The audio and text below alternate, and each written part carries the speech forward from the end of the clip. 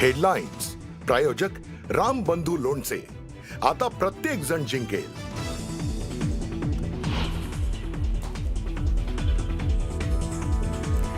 गणेश नाईकांना शिवसेनेला संपवायची परवानगी द्याच, आम्ही देखील तयार आहोत. एक्सवर पोस्ट करत खासदार नरेश म्हस्केंचं भाजप प्रदेशाध्यक्ष रवींद्र चव्हाणांना आव्हान.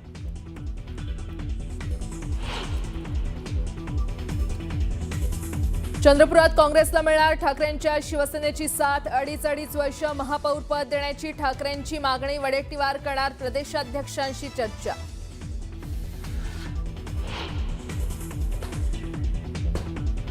मतदानापूर्वीच महायुतीचे 25 उमेदवार बिनविरोध. सिंधुदुर्गात भाजपचे 19 तर शिंदेंच्या शिवसेनेनं 2 उमेदवार बिनविरोध.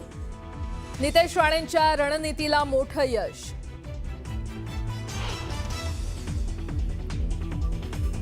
उमऱ्यात आमदार जितेंद्र आव्हाड यांच्या नागरी सत्काराचं आयोजन. शेर का शिकारी आया अशा कार्यकर्त्यांकडून घोषणा, तर आव्हाडांनी केली सेहर शेखची नक्कल.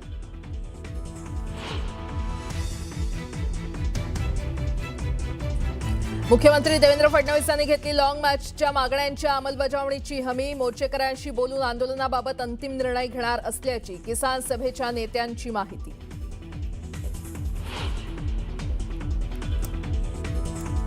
मीरा भाईंदरमध्ये 100 कोटी खर्चून बांधला विचित्र पूल. उड्डाण पुलाच्या असामान्य रचनेमुळे नागरिकांचा गोंधळ. नेटकऱ्यांकडून प्रशासनाच्या गजब कारभारावर संताप.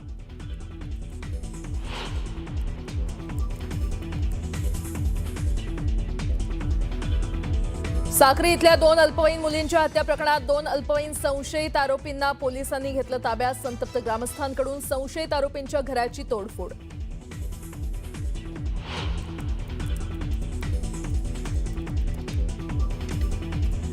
जळगावसह चोपडा शहरात जोरदार अवकाळी पाऊस आणि तुफान गारपीट, तर येवलेलाही अवकाळी पावसानं झोडपलं. शेतकऱ्यांसह नागरिकांची उडाली तारांबळ.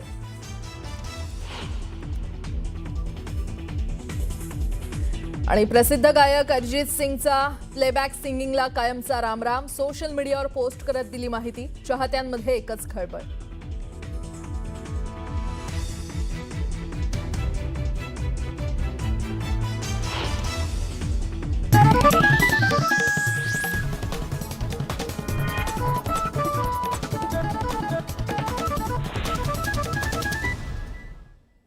न्यूज 18 मराठीच्या कॉटन किंग स्टुडिओ मध्ये आपलं स्वागत. नमस्कार, सुप्रभात, गुड मॉर्निंग. मी प्राजक्ता तांडेल. तुम्ही पाहताय न्यूज 18 मराठी, आवाज महाराष्ट्राचा. सकाळचे 8 वाजता आहेत. बातमीपत्रामध्ये आपलं सगळ्यांचं स्वागत. बातमीपत्राला आता सुरुवात करूयात. मुंबईतील भाजप शिवसेनेच्या एकत्रित आकडेवारीवर चर्चा करण्यात आलेली आहे. महापौरासंदर्भात संचालन समितीच्या बैठकीत चर्चा झाली असल्याची माहिती मिळते. मुख्यमंत्र्यांनी भाजप नेत्यांची मतं जाणून घेतल्याची माहिती आहे. तर महापालिकेत निवडणूक प्रक्रियेबाबत देखील चर्चा झाली.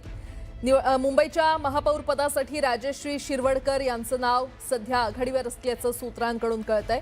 तर रितू तावडे, शीतल गंभीर, योगिता कोळ यांचंही नाव आघाडीवर आहे. स्थायी समिती अध्यक्ष तसंच सभागृह नेत्यांसंदर्भात देखील चर्चा झाली आहे. मुख्यमंत्री आणि उपमुख्यमंत्र्यांच्या बैठकीनंतरच सर्व पदांबाबत निर्णय घेणार असल्याचं विश्वसनीय सूत्रांनी न्यूज 18 मराठीला सांगितलंय.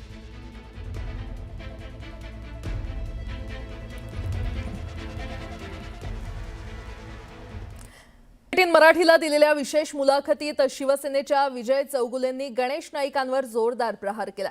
नवी मुंबई महापालिकेचा निकाल लागला तरी तिथल्या भाजप आणि शिवसेनेतील संघर्ष काही थांबताना दिसत नाहीये. टांगापलटी करू असं म्हणणाऱ्या नाईकांवर टीका करत एकनाथ शिंदेंना आव्हान देणं इतकं सोपं नाही असं चौगुलेंनी खडसावून सांगितलंय.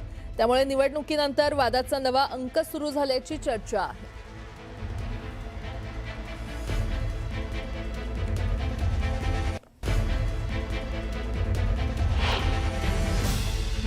किल्ले कोणाचे नाहीत आणि भारतीय जनता पक्षाने आता परवानगी दिली ना, ते ह्यांचे नामनिशान साफ करून टाकावं. हे मी आज परत बोलू. पण तर काय, आम्ही भारतीय जनता पक्ष शिस्तीचा पक्ष आहे म्हणून आम्ही आदेश मानतो. काय बोललो आम्ही आदेश मानतो. मनाला नाही न पटताना हे कार्यकर्त्यांनी सण केलेले पक्षाकरता, पक्षाच्या नेतृत्वाच्या आदेशाकरता, असं माझं मत आहे. आणि ते आता हे मी बोलतो याचं ट्रान्सलेशन हिंदी इंग्लिश मध्ये सगळीकडे होऊन जातं. दरम्यान नाईकांनी केलेल्या टीकेला चौगुलेंनी काय प्रत्युत्तर दिलंय आपण पाहूयात.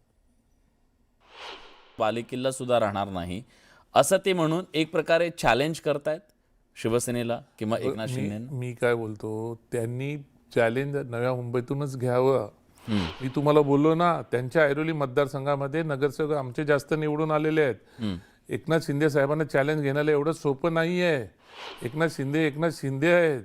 त्यांना हेच समजत नाही तुम्ही कुठं होते आणि तुम्ही कुठं आलात. एकनाथ शिंदे साहेबांकडे आज 60 आमदार आहेत, एकनाथ शिंदे साहेबांकडे 7 खासदार आहेत आणि एकनाथ शिंदे साहेबांकडे आज 300च्या वरती 390च्या आसपास नगरसेवक आहेत. याच्याकडे काय आहे?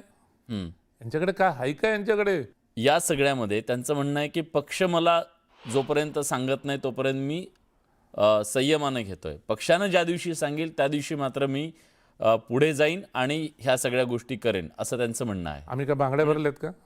म्हणजे पक्ष त्यांच्या पाठीशी आम्ही काय बांगड्या भरल्यात का ते पुढे जायला? आम्ही काय बांगड्या भरल्यात का? आम्ही पण संयम ठेवू नये. महाराष्ट्रामध्ये बीजेपी शिवसेनेची युती आहे आणि युतीच्या माध्यमातून संयम आणि सर्व काही गोष्टी चाललेल्या आहेत. आणि ह्यांनी जर असं बोललं तर पक्ष सांगेल आणि आम्ही काहीतरी करू, मग आम्हाला पक्ष सांगणार नाही का? आज आम्ही पक्षाला मी शिंदे साहेबांना काय न बोलता मी आव्हान देतोय. मी न बोलता मी सांगतोय. आणि यांना काय वाटतं का आम्ही काय बांगड्या भरल्यात का नव्या मुंबईमधून? त्यांनी जर काय करायला घेतलं तर आम्ही काय चूप बसणार आहे का? दरम्यान ज्या पद्धतीनं आमच्या नेत्यांवर बोलाल त्याच पद्धतीनं त्याचं उत्तर दिलं जाईल असा इशारा गणेश नाईकांचे समर्थक राहुल शिंदे यांनी दिलाय. गणेश नाईक यांचे समर्थक राहुल शिंदे आपल्यासोबत आहेत. त्यांनी देखील आता एक पत्रकार परिषद घेऊन विजय चौगुले यांच्यावर थेट तुम्ही आरोप केलेत. काय नक्की तुमची भूमिका आहे? नाही, आरोप करायची निवडणुका संपल्या म्हणजे राजकारण संपलं असं जो तो आपापल्या यायला लागतो. पण काल जे सोशल मीडियामध्ये येऊन या उपनेत्यांनी जे नाईक साहेबांबद्दल पर्सनल जे उद्गार काढले त्याला प्रत्युत्तर म्हणून आज मी आणि बंडू किनी नाईक समर्थक म्हणून आम्ही आलेलो आहोत.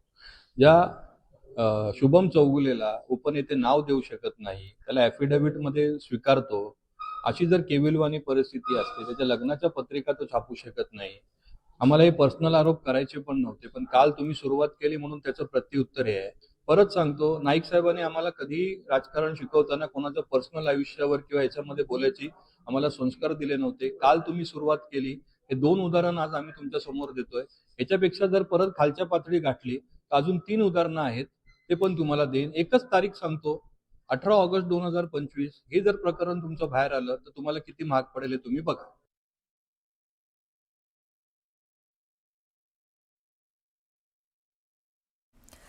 बातमीपत्रामध्ये आता पाहणार आहोत प्रत्येक जिल्ह्यातली बातमी अतिशय वेगवान स्वरूपात. बातमी 36 जिल्ह्यांची या बुलेटिनमध्ये सुरुवात करूयात. कोकणात युतीच्या तब्बल 25 जागा बिनविरोध निवडून आलेल्या आहेत. जिल्हा परिषदेच्या 8 तर पंचायत समितीच्या 17 जागा भाजप आणि शिवसेना युतीनं जिंकल्या.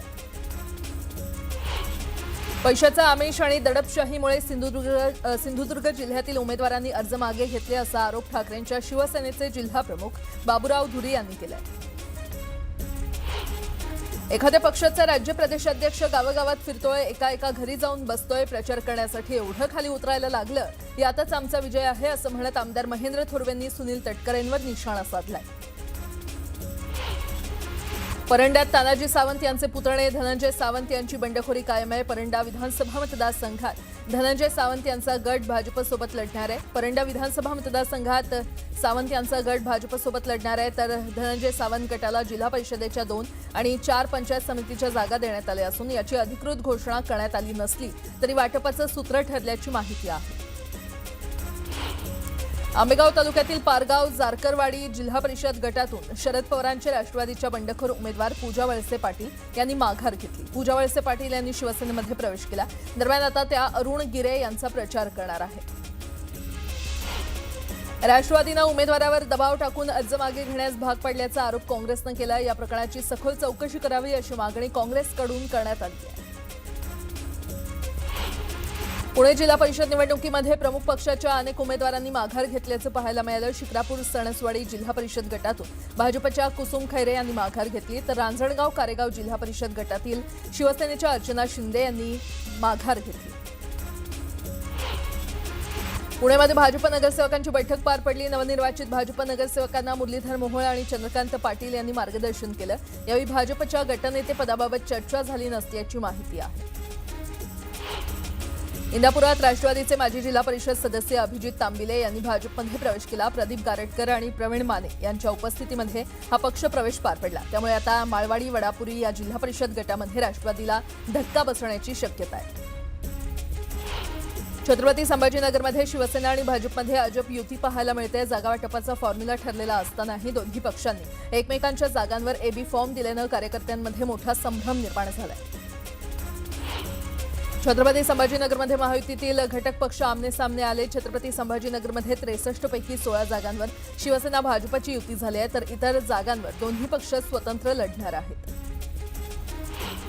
माजी मंत्री तानाजी सावंत यांच्या पुतण्याला ठाकरेंच्या शिवसेनेची साथ मिळाली आहे. तानाजी सावंत यांचे पुतणे पृथ्वीराज सावंत यांच्यासाठी ठाकरेंच्या पक्षानं उमेदवारी अर्ज मागे घेतलेत. पृथ्वीराज सावंत यांच्यासाठी ठाकरेंच्या सेनेचे जिल्हा परिषद गटातील 1 आणि पंचायत समिती गटातील 2 असे 3 अधिकृत उमेदवारी अर्ज मागे घेण्यात आले.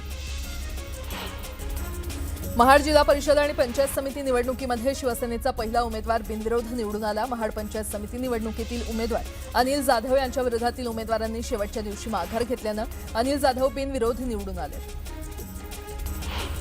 मावळ तालुक्यातील सोमाटणे इथे महायुतीकडून जिल्हा परिषद आणि पंचायत समिती निवडणुकीच्या प्रचाराला सुरुवात झाली आहे. आमदार सुनील शेळके यांनी तिन्ही उमेदवारांच्या पाठीशी खंबीरपणे उभं राहण्याचं आवाहन करत त्यांना प्रचंड बहुमतानं विजयी करा असं म्हणत मतदारांना साथ घातली. अक्कलकोटमध्ये अर्ज मागे घेण्याच्या दिवशी शिवसेना ठाकरे पक्षाच्या पदाधिकाऱ्यांनी भाजपला पाठिंबा दिल्यानं खळबळ उडाली आहे. अक्कलकोटमध्ये जिल्हा परिषदेसाठी काँग्रेसनं शिवसेनेसोबत युती केल्यानं ठाकरेंच्या तालुका प्रमुखानं भाजपला जाहीर पाठिंबा दिलाय. चंद्रपूरमध्ये काँग्रेसला सत्तेबाहेर ठेवण्यासाठी भाजपकडून प्रयत्न सुरू असल्याचं बोललं जात आहे. चंद्रपूरमधील काँग्रेस नगरसेवकांचा एक गट आपल्या संपर्कात असल्याचा दावा भाजप नेते मुनगंटीवार यांनी केला आहे. तसंच शिवसेना उबाठा नगरसेवकांसोबत देखील आपली चर्चा सुरू असल्याचं त्यांनी म्हटलं. मंत्री गिरीश महाजन यांच्या भाषणावर आक्षेप घेणाऱ्या माधवी जाधव आणि दर्शना सौपुरे यांच्या भेटीसाठी आलेल्या जोगेंद्र कवाडे यांना विरोध करण्यात आला. आंबेडकरवादी चळवळीतील कार्यकर्त्यांची आपापसात बाचाबाची झाली. जालना महापालिकेच्या निकालानंतर 11व्या दिवशी भाजपला गटनेता मिळाला आहे. भाजप गटनेतेपदी महेश निकम यांची निवड केली आहे, तर प्रतोद म्हणून रमेश गोरक्षक यांना संधी देण्यात आली आहे. जालन्याचा 30 तारखेला पहिला महापौर ठरणार आहे. भाजपनं जालना शहर महानगरपालिका निवडणुकीमध्ये 41 जागा जिंकल्या.